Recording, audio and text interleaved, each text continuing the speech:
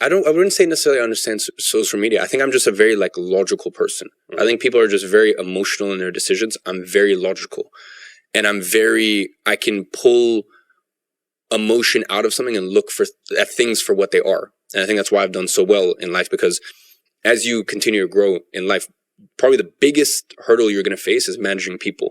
And managing people is all about removing your emotions and you have this idea of who you want someone to be and who they actually are. And those two things aren't the same a lot of times. So I wouldn't say that I'm naturally gifted at business or this or that. I think it's just when you go through a tough upbringing, and you go through an upbringing where you have to see reality for what it is. I think from such a young age, I had to see reality for what it was, not a clouded picture. Like, this is reality, and you have to face reality. And when you know how to face reality and you know how to not run away from things, you're a very, very powerful person. And you can you can have any university degree, you can have any this, that. It doesn't teach you critical thinking, and it doesn't teach you how to look at situations and look at real world problems and figure out, okay, I'm fucked. How do I unfuck myself here? So, yeah, I definitely wouldn't say I was a born business savant or anything like that. So, was there a point where you'd hit a certain amount of revenue or profit per month where like, this is good, where you felt like, like I've made it? No. And that same attitude has carried through my entire life, and I genuinely think it's the reason I am where I am today. I've never been interested in making it. That's why I don't believe in the whole like, oh, I made it bullshit, because I've seen it time and time again where people make it and they buy their Lamborghini and they buy their this thing and that thing, and they're like, oh, I made it. I achieved the dream. And people don't realize that things decay. Yeah. There's entropy.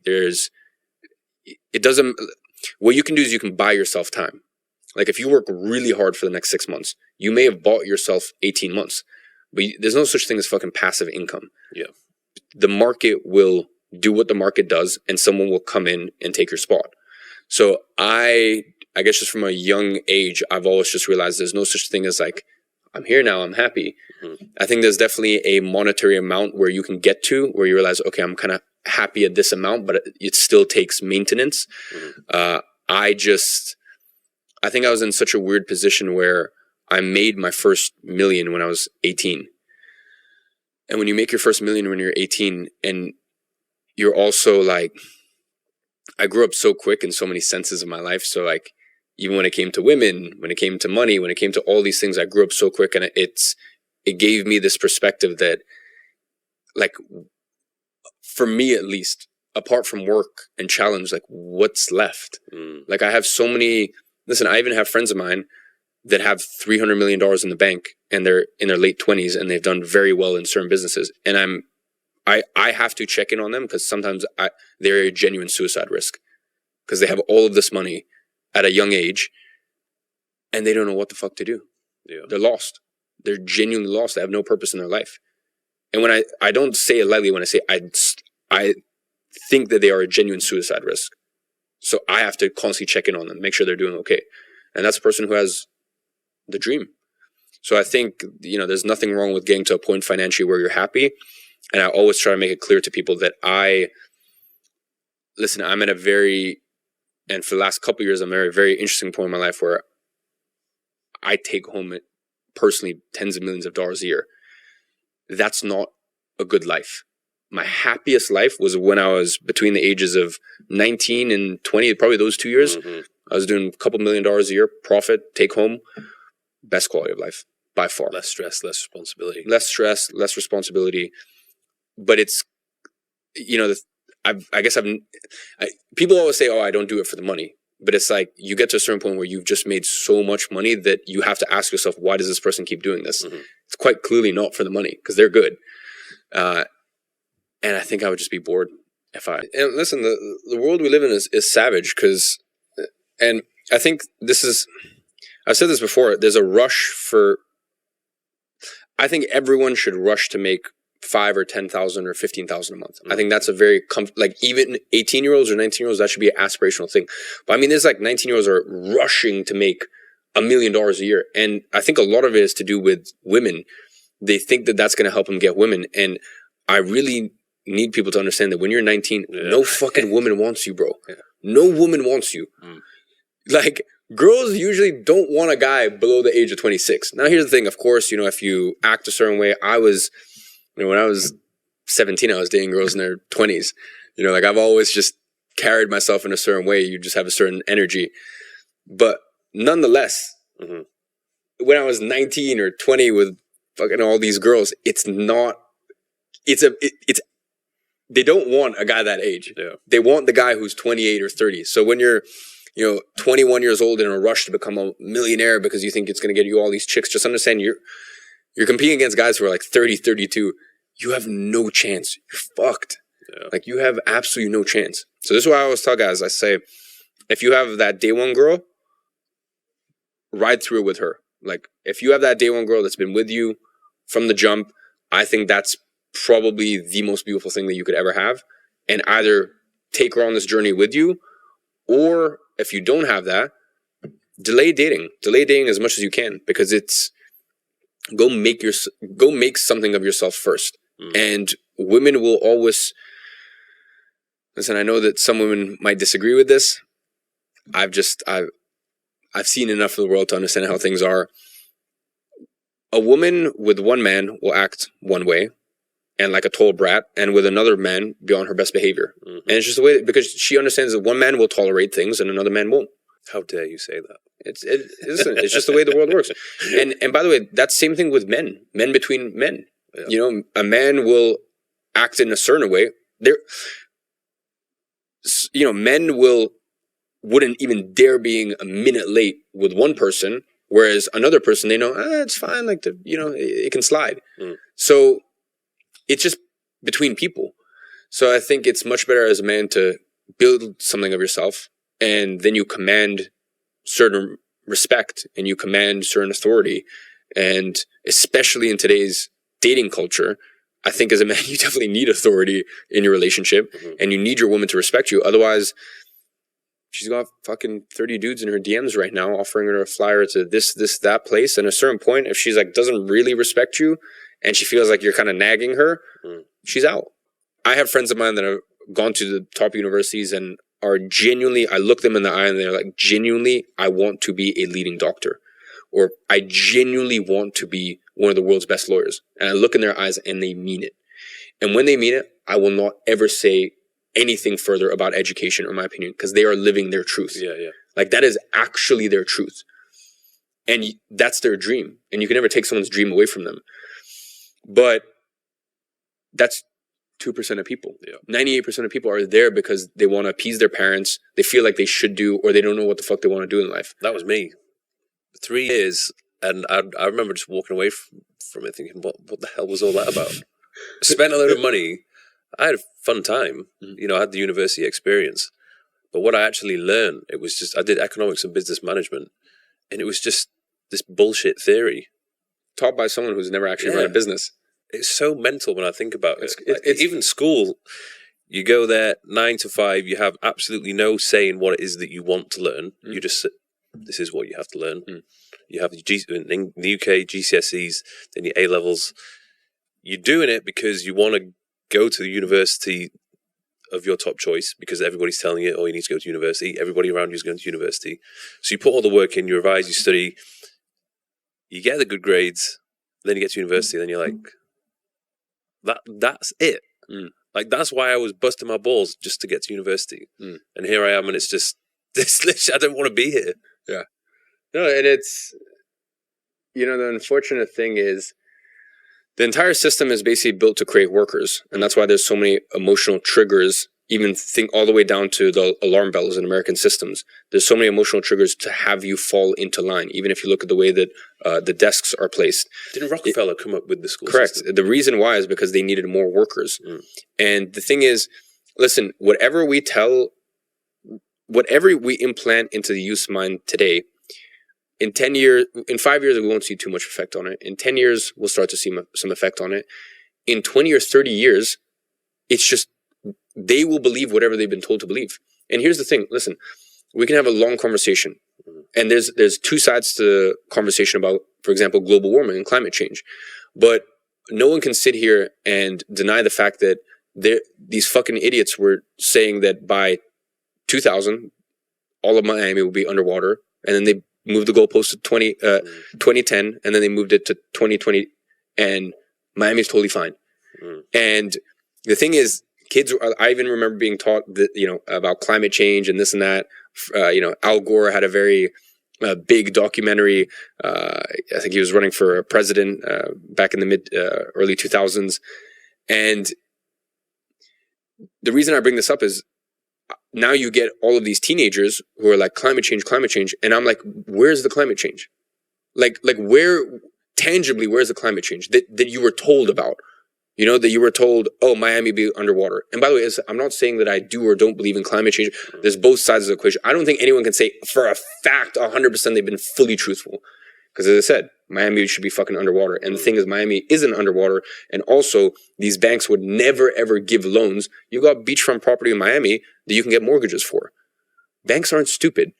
You think they're going to give you a mortgage if they genuinely, from the bottom of their heart, believe that there is a chance in the next 10 or 20 years that climate change will get so bad that all of those houses will be underwater due to rising sea levels. It's fucking insanity. So anyone who's dumb enough to sit here and go, oh, climate change 100% exists, or they're 100% truthful, is an idiot. Also another, the people with their tinfoil hats that are 100%, it's a full scam, blah, blah, there's nothing to it. I mean, I don't know. As said, this is why the youth is so important, because they can implant anything they want into the youth's minds, and they'll see that will come into fruition, and they'll see the fruits of their labor 10 or 20 years later. Mm-hmm. So the entire education system is just a propaganda machine. That's all it's become, because it's stemmed from initially, hey, we just need workers, and if we can control the children, we're set for life.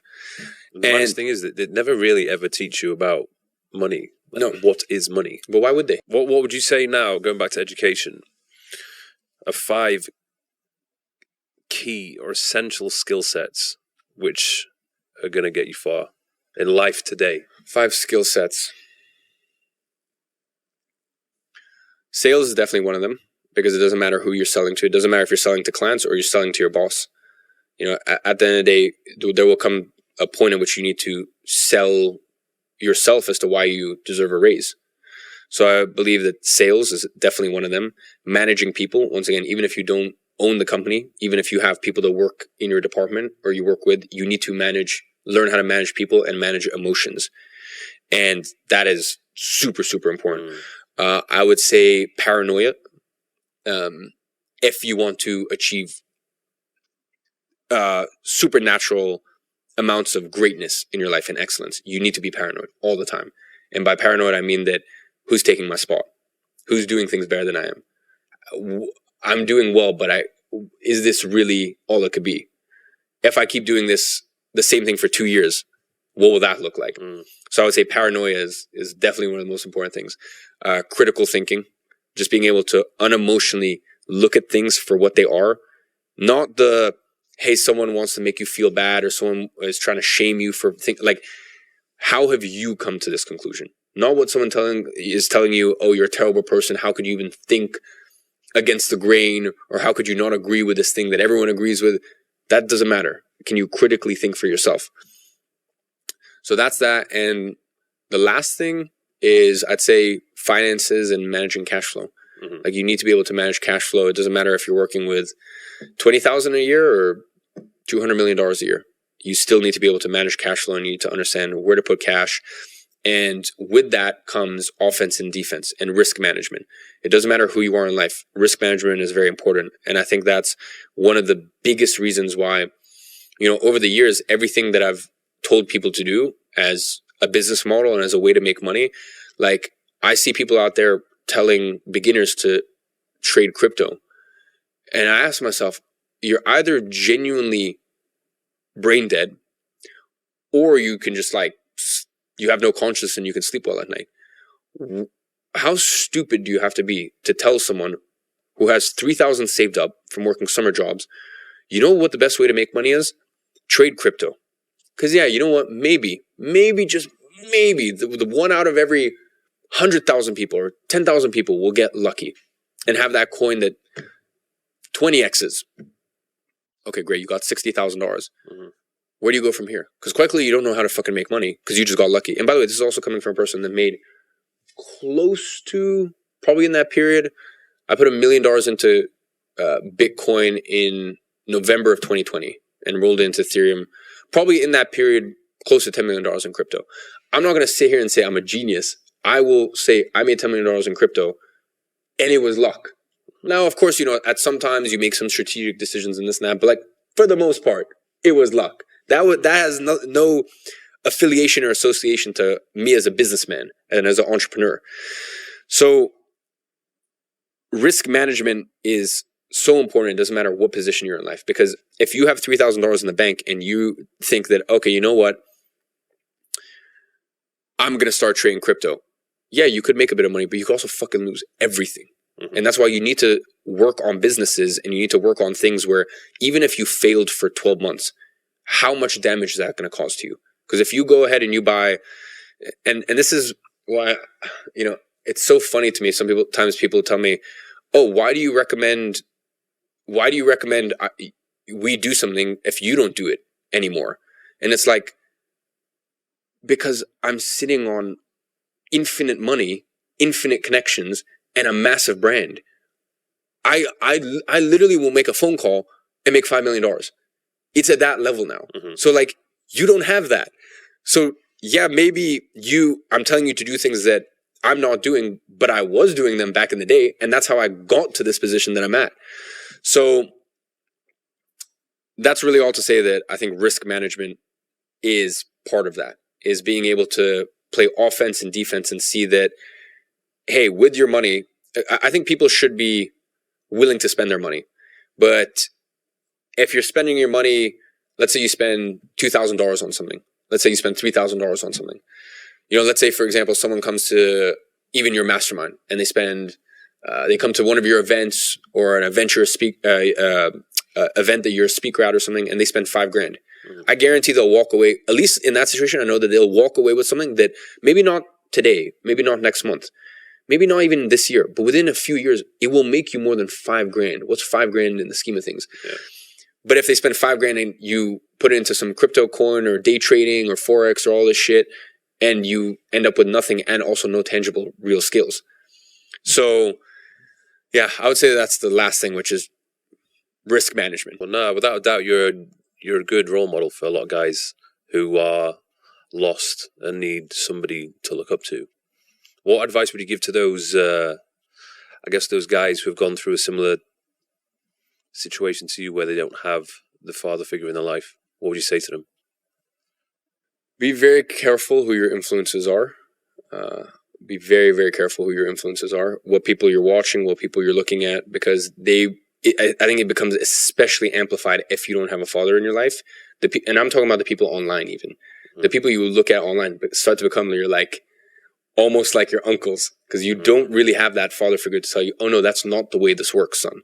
So I would just say, especially if you don't have a dad in your life who, if you learn some stupid shit online, whether that be, once again, when it comes to relationships or business or worldview or whatever it is, if you learn some stupid shit online and you don't have that father to put you in your place and be like, that's not how this works, it becomes even more dangerous. So definitely be very careful who you're looking at online. Thank you very much for coming on. Much appreciated. And I keep thinking, what is the 30-year-old Iman going to be like? Considering everything you've achieved now at your age, it's mental. Yeah, who knows, bro? Maybe I'll just be smoking weed every day and surfing. You never know. Yeah. Awesome, man. Appreciate you, bro. Thank you.